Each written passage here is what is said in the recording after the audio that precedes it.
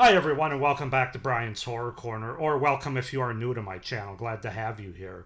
And welcome to this Paranormal Activity Franchise review video as part of my current Paranormal Activity franchise series for the month of November here. So today we're going to take a look at the second movie for Paranormal Activity as part of this six-pack Paranormal Activity collection on Blu-ray here. We're going to take a look at Paranormal Activity 2 from 2010. And like every movie going forward in this series, these are all first-time watches for me. The first one was the only one that I'd seen before, but the second one I just watched now for the first time for this review. So let's go ahead and get into Paranormal Activity 2 from 2010. So, Paranormal Activity 2 is a 2010 American found-footage supernatural horror film directed by Todd Williams and written by Michael R. Perry, Christopher Landon, and Tom Pabst. The film mostly acts as a prequel to the 2007 film Paranormal Activity, beginning 2 months before the events depicted in the original film, although it is set over a longer period of time and eventually concludes after the first film's ending. The film follows the family of Katie's sister Christy, who starts suspecting that a supernatural entity is after Christy's infant son, Hunter. We open in 2006. A burglary occurs at the home of Christy and Daniel Ray, trashing their home and leaving only their infant son Hunter's bedroom untouched. The only thing stolen is a necklace that Christy's sister, Katie, gave to her. Martin, the Latin American family housekeeper and nanny, senses evil spirits in the house and burns sage to rid the house of them, and Daniel fires her for doing so. Christy also believes that their home is haunted, and she and Katie talk about being tormented by a demon when they were children. Daniel, however, initially dismisses her claim despite footage of strange occurrences around the house. Daniel's daughter from a prior marriage, Allie, begins investigating the mysterious happenings. She discovers that humans can make deals with demons for wealth or power by forfeiting the soul of their firstborn son. But if the deal is not fulfilled, the demon will stick to the family until another son is born. Hunter was the first male to be born on Christie's side since the 1930s. So yeah, that's the setup, the premise, and the beginning of Paranormal Activity 2 from 2010. As far as the cast goes, we have Sprague Graydon as Christy Ray, Brian Boland as Daniel Ray, Christy's husband, Molly Ephraim as Allie Ray, Dan's daughter, Katie Featherston as Katie, Christy's older sister, and Mika Sloan as Mika. So yeah, that's the setup, the premise, and the cast for the 2010 sequel/prequel Paranormal Activity 2. I really enjoyed this film. I think it's very much on the same level as the first movie. Different reasons, but it worked for me. So let's just go ahead and get into it, starting with the things that I liked about Paranormal Activity 2. And the very first thing that stands out is they finally gave a found footage movie a reason to have the cameras rolling at the end when people are dying or the shit's hitting the fan. I love the organic way that this movie did in this movie to eliminate that found footage problem that I talked about even in the first movie's review, but also a lot of other found footage movie, having this house get ransacked right away, and as a result, the family installing security cameras. Now that makes sense. Why you still have filming going on when things get really rough at the end. Of course, are always running. Thus, we see. Wait a minute. Let me start over here. Something's not right in these notes. They eliminate the found footage problem, having this house get ransacked, and as a result, the family installs security cameras, which of course are always running, thus how we and they see the supernatural aspects of what's going on. Bravo. I should have just said it all first and then got into my... But yeah, I just love that because as I've said in other reviews, that's a problem I have with found footage besides the shaky cam aspect of it, which you really don't get a lot of that in this movie because these are station security cameras, so it really works and really makes sense. It's effective for this movie. Again, I really like and have a good enough connection to some degree to all these new characters that we see in this movie. Obviously, we have Katie and Mika back here, which it's great to see them again. But the new characters as well. I felt they portray this family, and I felt like they had good chemistry. It felt real. It felt natural. No one was acting for the cameras. At least that's not how I felt anyway. And so, yeah, I cared about this family. There's some emotion that's involved here. Maybe even more so than the first movie because you have a family as opposed to just a couple.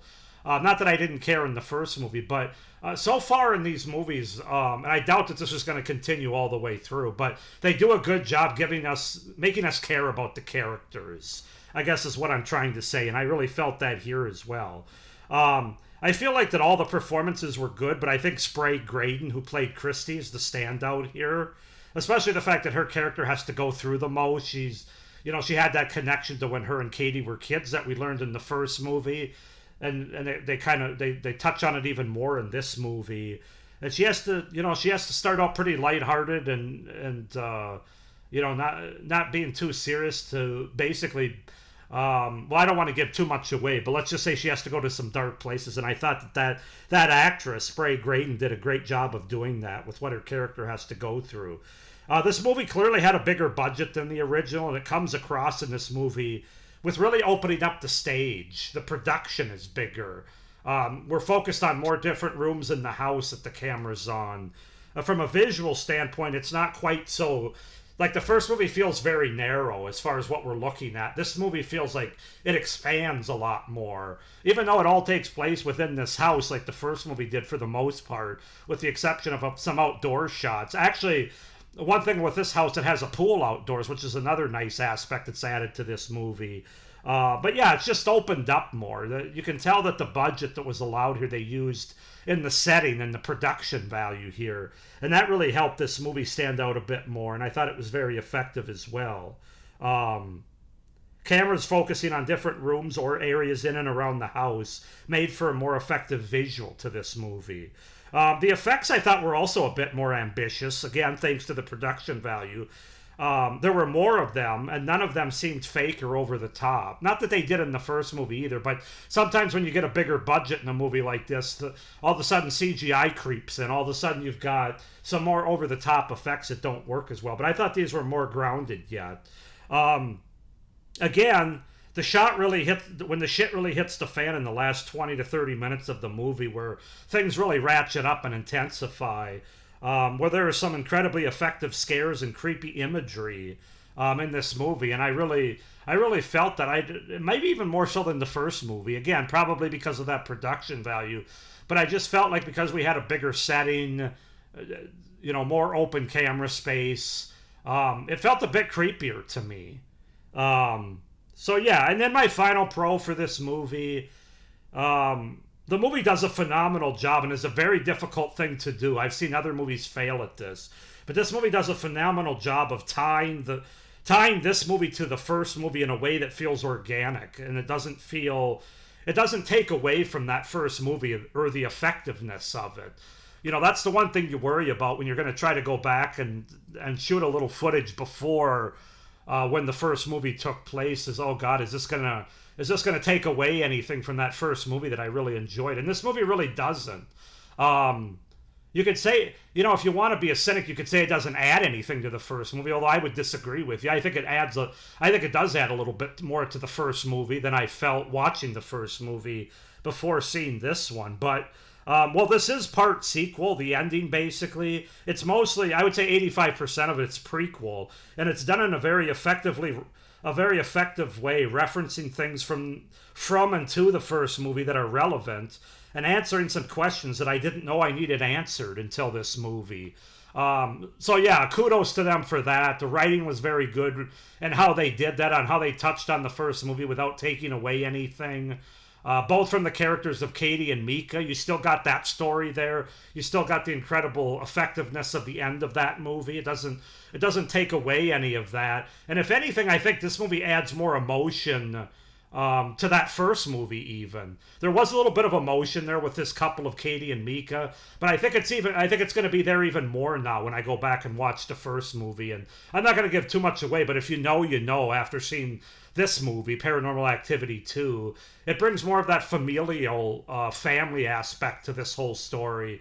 in an effective and emotional way, while still giving us the creepy and scary stuff in an effective way. So yeah, kudos to the writers, the producers, and the director for tying these first two movies so well together, both from a prequel standpoint and a sequel standpoint. Now, some people might say the sequel standpoint of it, which takes place after the end of the first movie, they might say that it's not, they didn't need it, that it's not all that effective. I disagree. I think it is effective. And again, I think it just sort of, it really hits home those emotions that I was talking about. So yeah, those are my pros for Paranormal Activity 2 from 2010. I really only have two cons for this movie, but the first one is a big one, and it's kind of a personal one.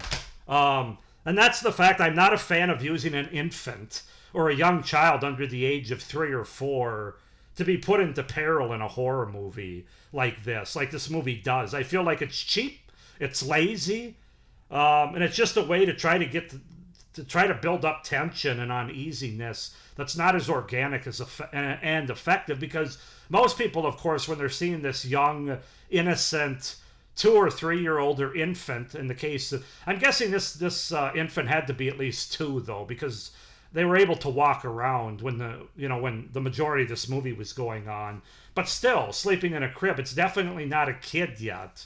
I'm just not a fan of that in horror movies. I realize that's a personal thing. I kind of know why they did it, but I really don't like it. I think there would have been a more effective way to have like a 5-year-old or 6-year-old girl or something, kind of like Terrifier 3 does, although she's older than that. But I guess my point is you can have a child without having it to have to be an infant to if you want to give those effective family feels. I hope that makes sense to you. So, but I was not a big fan of that. I felt uncomfortable with having an infant or a 2-year-old, but not in an effective horror way. So hopefully that makes sense to you. And then my other con's kind of a small one, but I felt like the overnight scenes that they show us a lot more in this movie, with the different areas of the house and in the house, with not as much happening. I felt it more in this movie than I did the first one. I'm not sure if that's more of a pacing and timing issue, or if they just had those scenes more, but I did feel like the first 30 to 40 minutes of the movie, there was a lot more, nothing really happening. I felt that more in this movie than I did in the first movie. So I felt like the long scenes were a bit more here, but that's kind of a nitpick. Other than that, guys, I really enjoyed Paranormal Activity 2. I think it is on the same level of the first one. If you ask me right now which one I liked more, I couldn't tell you. You're going to have to stay tuned to the end of the month when I give you my ranking video. But I am going to give this movie a 9 out of 10 as well, like I did the first movie. I really liked and was surprised by the ways they went in this movie and how well they tied it to the first movie. Well, as I mentioned, taking care of the found footage problem that I always have with these type of movies. Still really strong characters, strong performances, good camera work that makes sense, effective and creepy scares without being over the top. Yeah, 9 out of 10 for Paranormal Activity 2 from 2010. Go ahead and comment down below what you guys think of Paranormal Activity 2. Do you like it more, as much as the first one, or less? Why not? Please like this video, hit the little notification bell, and subscribe to my channel so you don't miss any of my upcoming reviews for this series, or any of my upcoming horror content beyond the rest of this year, December, and into next year. So, with that being said, I hope you guys are enjoying this Paranormal Activity review series so far for November. Hope everybody's doing well, but as always, you know it, stay scared. Bye.